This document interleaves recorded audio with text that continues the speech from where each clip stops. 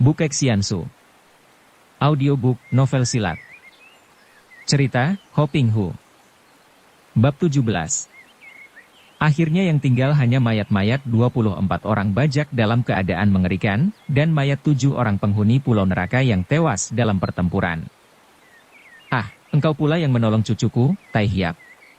Ou Kong Ek dituntun anak buahnya datang mendekat. Sin Liong mengerutkan alisnya. Tucu, engkau sungguh kejam, membunuh mereka seperti itu. Kakek itu terbelalak. Aku? Kejam? Dan mereka ini? Dia menuding ke arah mayat-mayat para bajak laut. Dan hei, siapa dia ini? Ah, bukankah dia ini pemimpin mereka? Ou Kong Ek sudah melangkah maju menghampiri Koan Sek yang berdiri dengan muka pucat. Tahan dulu, Tocu. Memang dia pemimpin bajak, akan tetapi nyawa cucumu berada di dalam tangannya. Soan Chu. Ou Kong Ek memandang tubuh darah yang dipondong oleh Sin Liong dan berada dalam keadaan pingsan itu. Mengapa dia? Terkena senjata beracun. Kemudian dia memandang Koan Sek dan membentak, "Hayo kau berikan obat penawar senjata gelapmu." Togan Hai Liong Koan Sek adalah seorang yang sudah berpengalaman, seorang yang menjelajah di dunia Kang Ou, maka dia tentu saja cerdik sekali. Tadi ketika menyaksikan betapa semua anak buahnya, juga sutenya, tewas secara mengerikan, dia ketakutan setengah mati dan kehilangan akalnya. Akan tetapi sekarang setelah dia melihat kesempatan untuk menolong diri, timbul kembali keberaniannya dan dia tersenyum. Agaknya kita telah salah masuk. Tidak tahu pulau apakah ini dan siapa kalian ini, tanyanya kepada Sin Liong karena dia merasa jerih sekali menghadapi pemuda yang dia tahu amat lihai dan sama sekali bukan tandingannya itu. Kau belum tahu? Ini adalah pulau neraka dan dia itu adalah ketuanya. Dia menuding kepada Ou Kong Ek. Sedangkan nona ini adalah cucunya. Maka kau harus cepat memberikan obat penawarnya. Haha, mudah saja. Mudah saja memberi obat penawarnya. Ai, kiranya kami telah memasuki sebuah pulau iblis dengan penghuni-penghuninya seperti iblis pula. Benar-benar kami telah membuat kesalahan besar. Orang muda, mudah saja mengobati luka nona ini, akan tetapi bagaimana dengan aku sendiri? Anak buahku telah tewas semua dan aku dalam cengkraman kalian. Engkau akan kusiksa, kucincang sampai hancur. Ou Kong Ek membentak. Hahaha, boleh. Lakukan sekarang, karena aku tidak takut mati setelah aku melihat bahwa aku mempunyai banyak teman terutama sekali cucumu. Kalau orang tidak lagi menyayangkan kematian seorang darah jelita muda remaja seperti dia ini, apalagi kematian seorang tua bangka seperti aku. Hahaha. Biarlah aku mati ditemani oleh darah remaja ini. Ou Kong Ek sudah marah sekali, kedua tangannya dikepal sehingga suling batang alang-alang itu hancur di tangannya. Melihat kemarahan ketua pulau neraka itu, Sin Liong berkata, "Oh Tocu, apa yang dikatakan benar. Sudah kuperiksa luka cucumu dan ternyata dia terkena racun yang aneh sekali yang belum pernah aku melihatnya. Maka, biarlah kita menukar keselamatannya dengan keselamatan Soan Chu. Betapapun juga, nyawa Soan Chu jauh lebih berharga daripada kehidupan seorang sesat seperti dia." Hahaha, itu baru omongan yang tepat. Togan Hai Liong Koan Sek yang merasa mendapat angin, berkata dengan dada dibusungkan. Dia tidak takut lagi sekarang. Nyawa cucu ketua pulau neraka berada di tangannya. Apalagi yang ditakutinya? Iblis keparat? Hayo kau berikan obat untuk cucuku dan kau boleh minggat dari sini. Ou Kong Ek membentak. Hahaha, aku Togan Hai Liong Koan Sek bukan seorang tolol. Dia lalu menoleh kepada Sin Liong. Orang muda, apakah kedudukanmu di pulau neraka ini?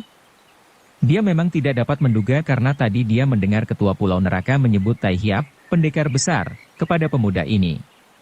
Dan kalau ada yang dipercaya di situ, maka satu-satunya orang adalah pemuda ini. Aku bukan penghuni pulau neraka, aku adalah seorang dari pulau es. Hei. Mata Togan Hai Liong yang tinggal satu itu terbelalak dan mukanya pucat. Dia merasa seolah-olah dalam mimpi. Setelah bertemu dengan pulau neraka yang aneh dan mengerikan di mana semua anak buahnya tewas, dia bertemu pula dengan seorang pemuda sakti yang mengaku datang dari pulau es, sebuah sebutan yang tadinya dikiranya hanya terdapat dalam dongeng tahyul belaka. Mimpikah dia? Ataukah dia sudah mati ditelan badai dan sekarang ini adalah pengalaman dari rohnya? Pulau.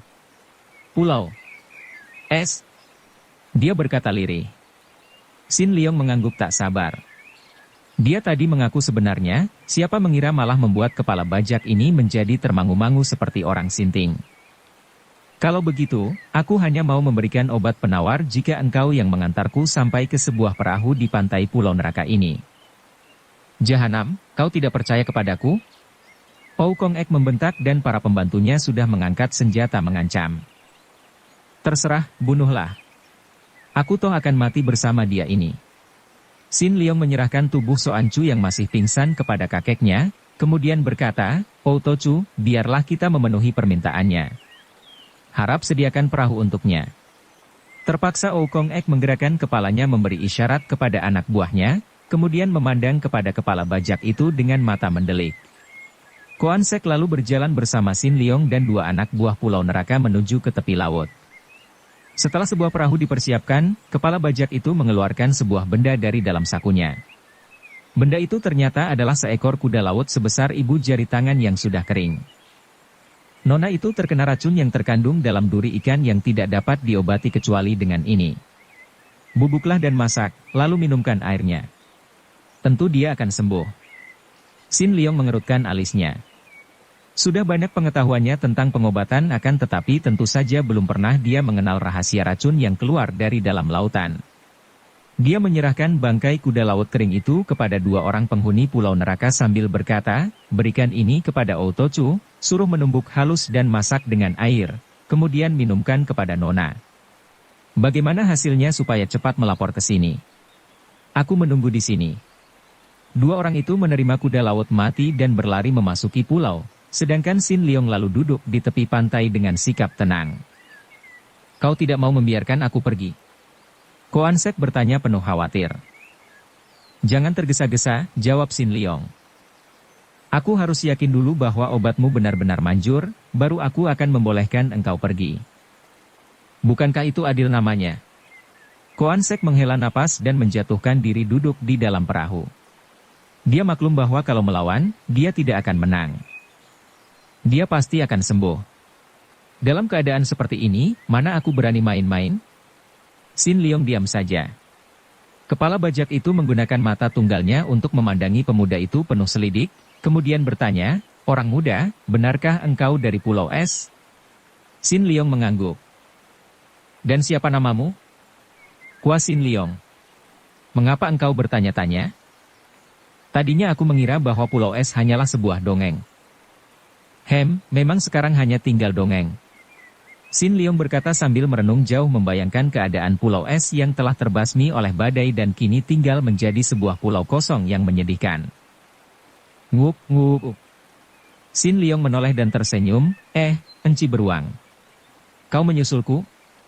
Beruang itu menghampiri dan memperlihatkan taringnya ketika dia melihat Koan Sek di atas perahu di depan pemuda itu. "Binatang yang hebat," Koan Sek berkata dan bulu tengkuknya berdiri. "Pemuda ini seperti bukan manusia biasa. Dan mempunyai binatang peliharaan seperti itu. Kau bilang tadi, tinggal dongeng apa maksudmu?" "Tidak apa-apa, lupakanlah," kata Sin Leong sambil mengelus beruang yang sudah bertiarap di depannya. "Orang muda Shikwa, Tai Hiap, kenapa kau mau membebaskan aku?" Sin Leong mengangkat mukanya memandang dan kepala bajak itu menjadi lebih heran lagi melihat betapa pandang mata pemuda itu sama sekali tidak membayangkan kebencian atau permusuhan dengannya. "Mengapa tidak? Engkau pun membebaskan Soan Chu." Sin Leong menengok dan tampaklah dua orang tadi datang berlari-lari. "Kwa Tai Hiap, Nona sudah sembuh?" Sin Leong mengangguk kepada Koan Sek. "Pergilah, cepat. Lebih cepat lebih baik dan harap kau jangan sekali-kali mendekati pulau ini." Koan Sek menjawab, "Terima kasih. Satu kali pun sudah cukuplah." Dia mengkirik. Pulau iblis seperti ini siapa yang ingin melihatnya lagi? Dia lalu menggerakkan dayungnya dan perahu meluncur cepat meninggalkan pulau neraka. Ketika Sin Leong bersama beruangnya tiba kembali ke tengah pulau, benar saja bahwa Soan Chu telah sembuh sama sekali dari pengaruh racun. Hanya luka di pahanya yang tinggal dan luka itu sudah diobati oleh kongkongnya. Para penghuni pulau neraka sedang sibuk menyingkirkan mayat-mayat yang bergelimpangan mengerikan itu dan Sin Leong lalu diajak masuk ke pondoknya oleh Ou Kong Ek dan Soan Chu.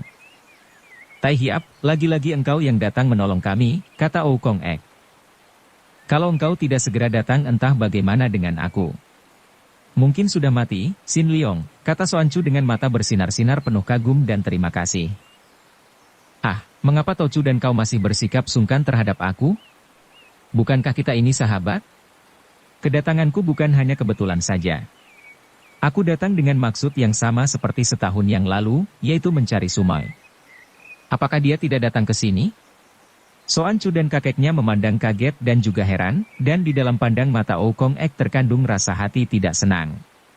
Sin Liong maklum akan ketidaksenangan hati kakek itu, maka dia menarik napas panjang dan berkata, harap saja Tochu tidak menyangka yang bukan-bukan terhadap Sumoy. Apa yang dilakukan oleh suhu di sini sama sekali tidak ada sangkut pautnya dengan Sumoy. Jadi Tai Hiap sudah tahu apa yang diperbuat oleh Han Tiong di sini? Sin Liong mengangguk. Aku dapat menduganya. Tentu dia marah-marah karena putrinya pernah ditahan di sini. Bukan hanya marah-marah, kata Soancu mengepal tinju. Orang itu sombong sekali.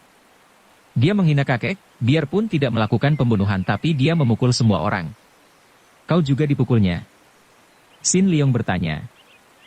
Tadinya, melihat aku seorang wanita dan masih muda, dia tidak mau memukulku, akan tetapi karena melihat kakek dipukul, aku menyerangnya dan aku roboh oleh tamparan. Dia memang sakti, akan tetapi ganas dan kejam, bahkan semua catatanmu dihancurkan. Sekali waktu kami akan menuntut balas, kami akan menyerang Pulau Es. Sin Liong menarik napas panjang. Lupakan saja niat itu, selain tidak baik juga tidak ada gunanya. Kerajaan Pulau Es tidak ada lagi sekarang, telah musnah. Hei, apa maksudmu, Tai Hiap? Kakek itu bertanya, terbelalak. Apa yang telah terjadi? Soancu juga bertanya. Dilanda badai, habis seluruhnya, semua penghuninya termasuk suhu dan seluruh benda di sana habis terbasmi kecuali bangunan istana yang telah kosong sama sekali. Sin Liong lalu menuturkan dengan singkat malapetaka yang menimpa Pulau Es, dan betapa secara aneh dan kebetulan saja dia dan Sumoynya terluput dari bencana. Kakek dan cucu itu mendengarkan dengan melongo kemudian kakek itu bertepuk tangan dan tertawa bergelak. Hahaha. Hahaha. Dendam ratusan tahun lenyap dalam sekejap mata. Kami orang-orang buangan yang dianggap berdosa, dianggap dikutuk Tuhan, malah masih dapat hidup melanjutkan riwayat, sedangkan penghuni Pulau Es yang suci dan agung, kaum bangsawan yang tinggi, sekali sapu saja musnah. Hahaha, siapa yang lebih dilindungi Tuhan? Han Tiong, tanpa kami bergerak, engkau dan kerajaanmu lenyap sudah. Kakek itu tertawa-tawa sampai air matanya keluar sehingga sukar dikatakan apakah dia itu tertawa, ataukah menangis. Mengapa Tai Hiap sekarang mencari Nona Swat Hong ke sini? Apa yang terjadi dengan dia? Sin Liong lalu menceritakan niat perjalanannya bersama Swat Hong, yaitu untuk mencari ibu Swat Hong yang sampai kini tidak diketahui berada di mana. Dan betapa di jalan mereka menjadi bingung dan tersesat karena badai telah menciptakan pemandangan yang berbeda di permukaan laut sehingga mereka mendarat di gunung es dan betapa dia menemukan beruang hitam. Sumo berangkat melanjutkan perjalanan mencari pulau neraka karena disangkanya ibunya berada di sini, sedangkan aku mengobati beruang. Sin Liong menutup ceritanya, tentu saja dia tidak menceritakan kemarahan Swat Hong kepadanya. Apakah dalam beberapa hari ini dia tidak datang ke sini? Soancu menjawab, untung saja dia tidak datang, Sin, Tai Hiap. Soancu, mengapa engkau meniru kakekmu, bersungkan kepadaku dan menyebut Tai Hiap segala? Biarlah, Tai Hiap, kata Oukong Ek. Tidak pantas kalau dia menyebut namamu begitu saja. Dan engkau memang penolong kami dan pantas disebut Tai Hiap karena kepandaianmu tinggi sekali.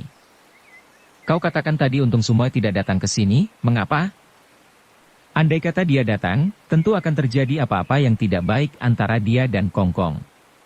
Ketahuilah, semenjak Raja Pulau Es datang mengacau di sini, Kongkong jatuh sakit, dan kebencian kami semua terhadap Pulau Es makin mendalam. Maka kalau Sumoymu, Swat Hong datang, tentu akan terjadi hal yang tidak baik.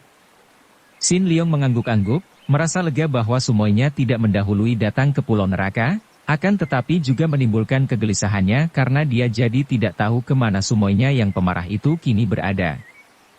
Bajak-bajak laut itu, dari mana datangnya dan mengapa mengacau ke sini, tanyanya. Entah. Tahu-tahu mereka muncul dan perahu besar mereka terdampar di tepi pulau. Agaknya mereka juga diamuk badai. Mungkin. Soancu melanjutkan. Kami diserang selagi Kongkong sakit. Kongkong tidak dapat turun dari pembaringan, maka aku yang menggantikannya. Aku keluar menyambut mereka, akan tetapi karena kurang hati-hati, karena memandang rendah amgi mereka, aku hampir celaka kalau tidak ada engkau yang datang di waktu yang tepat, Tai Hiap. Akan tetapi akhirnya, biarpun sakit, Kongkongmu dapat membunuh semua bajak laut itu. Sin Leong bergidik ngeri mengenangkan kematian para bajak itu. Ugug. Kakek itu terbatuk-batuk. Bajak-bajak macam itu saja kalau aku tidak sakit, kalau Soancu tidak memandang rendah dan kalau para penghuni tidak baru saja diamuk badai, tidak ada artinya bagi kami. Kalau binatang-binatang pulau neraka tidak bersembunyi ketakutan diamuk badai, mana mereka mampu masuk? Sudahlah, sekarang saya hendak menyampaikan permohonan yang amat penting bagi Tai Hiap. Ah, Tocu, di antara kita yang sudah menjadi sahabat, perlu apa banyak sungkan lagi? Kalau ada sesuatu, katakanlah saja, mana perlu menggunakan permohonan lagi, jawab Sin Leong. Akan tetapi, tiba-tiba kakek itu turun dari bangkunya dan menjatuhkan diri berlutut di depan Sin Leong. Tentu saja pemuda ini menjadi sibuk sekali, cepat membangunkan kakek itu dan berkata, Tocu, harap jangan begini. Aku yang muda mana berani menerimanya. Ada keperluan apakah? Katakan saja, aku tentu akan membantumu sedapat mungkin. Sin Leong berkata dengan hati tidak enak, mengira akan menghadapi hal yang sulit. Setelah duduk kembali dan mengatur napasnya yang terengah-engah karena kesehatannya belum pulih kembali dan tubuhnya terasa amat lelah, kakek itu berkata, Kua Tai Hiap, aku sudah tua dan tidak mempunyai keturunan lain kecuali Soancu. Tai Hiap sudah melihat sendiri keadaan di Pulau Neraka yang merupakan tempat tidak baik untuk seorang dara seperti Soancu. Oleh karena itu, setelah kini kerajaan Pulau Es tidak ada, berarti bahwa Pulau Neraka telah bebas dan kami bukanlah orang-orang buangan lagi. Soancu juga bukan keturunan orang buangan lagi dan sewaktu-waktu kami boleh meninggalkan pulau ini. Karena itu, aku mohon dengan sepenuh hatiku, sudilah Tai Hiap membawa Soancu bersama Tai Hiap untuk mengenal dunia ramai, dan syukur kalau Tai Hiap dapat mengatur agar cucuku ini tidak usah lagi kembali dan tinggal di Pulau Neraka ini. Kuharap permohonan ini tidak akan ditolak oleh Tai Hiap. Sin Leong mengerutkan alisnya. Permintaan yang sama sekali tidak pernah disangkanya. Akan tetapi, Oh Tocu, hendaknya diingat bahwa aku sendiri adalah seorang sebatang kara yang tidak mempunyai apa-apa, tidak mempunyai tempat tinggal dan masih belum ku ketahui apa akan jadinya dengan diriku ini. Kalau Tai Hiap merantau, bawalah dia merantau, kemana saja aku sudah pasrah sepenuhnya. Baik dia akan Tai Hiap anggap sebagai sahabat, sebagai saudara, atau kalau mungkin. Dari lubuk hatiku kuharap sebagai calon jodoh, aku sudah merasa lega dan senang, asal dia tidak tersiksa tinggal di neraka ini. Sin Leong merasa sukar untuk menolak, akan tetapi juga berat untuk menerima, maka dia menoleh kepada Soancu dan berkata, soal ini sebaiknya kita serahkan kepada Soancu sendiri. Kalau memang dia suka merantau meninggalkan pulau ini, tentu saja aku tidak keberatan mengadakan perjalanan bersama. Akan tetapi hal ini bukan berarti bahwa aku menerima usul perjodohan Tocu, dan sewaktu-waktu dia boleh pergi kemana saja, jadi aku tidak terikat oleh perjanjian apapun juga. Tai Hiap, jangan khawatir. Memang aku sejak dulu tidak kerasan tinggal di sini, hanya karena kedudukanku sebagai seorang keluarga buangan saja yang mencegah aku meninggalkan Pulau Neraka. Sekarang aku telah bebas, dan betapapun juga, aku akan pergi dari sini. Hanya kalau bersama Tai Hiap, tentu hati Kongkong akan merasa lebih aman, dan juga untukku sendiri yang tidak ada pengalaman, melakukan perjalanan bersamamu merupakan hal yang menyenangkan sekali. Aku hendak pergi mencari ayahku, Tai Hiap. Dan aku hendak mencari Suat Hong dan ibunya. Kalau begitu, mari kita mencari berdua, siapa tahu dalam mencari semuamu itu, aku dapat bertemu dengan ayahku. Setelah mendapat banyak pesan dan melihat Kongkongnya, membawa pula bekal berupa pakaian dan sekantung emas simpanan Kongkongnya, berangkatlah Soancu bersama Sin Leong meninggalkan Pulau Neraka dengan sebuah perahu. Selama hidupnya yang 15 tahun itu, belum pernah Soancu meninggalkan pulau, maka setelah perahu meluncur jauh dan dia hampir tidak dapat melihat lagi Kongkongnya bersama semua sisa penghuni Pulau Neraka yang mengantarkannya sampai ke pantai, Soancu tak dapat menahan bercucurannya air matanya. Soancu, mengapa kau menangis? Kalau kau tidak tega meninggalkan kakekmu, masih belum terlambat untuk kembali, kata Sin Leong yang sebetulnya merasa tidak enak sekali memikul kewajiban ini.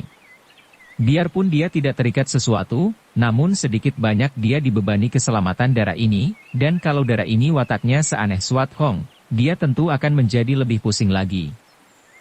Ah, tidak, Tai Hiap. Aku hanya merasa perih hatiku meninggalkan tempat yang sejak kulahir menjadi tempat tinggalku itu.